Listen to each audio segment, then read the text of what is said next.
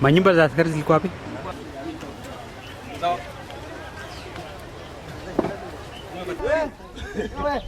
Wacha sinikuje, ndakuja saa hii tukae.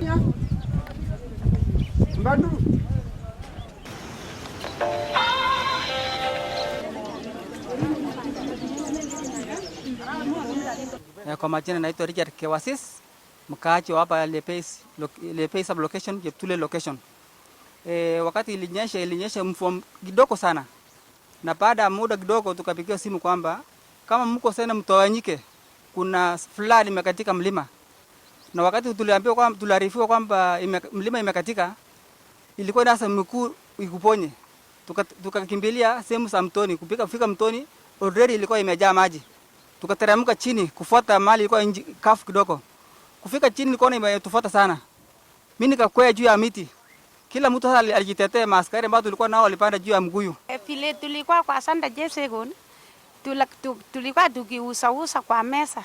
Tukasikia watu kutoka Marakwet wakatuita muondoke.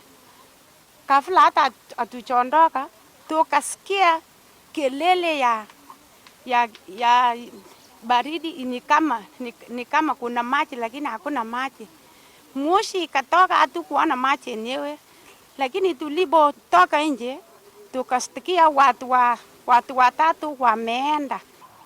Tukaona sasa maji na kuja na mawe mingi.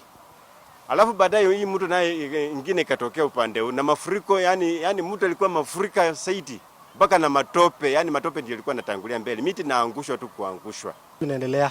Kila kitu imeisha. Manyumba zetu, biashara zimeisha yote. Maji saa hizi tukiongea ni mawe. Ni kama maji ilitupitia na tungeomba sana serikali iangalie maneno.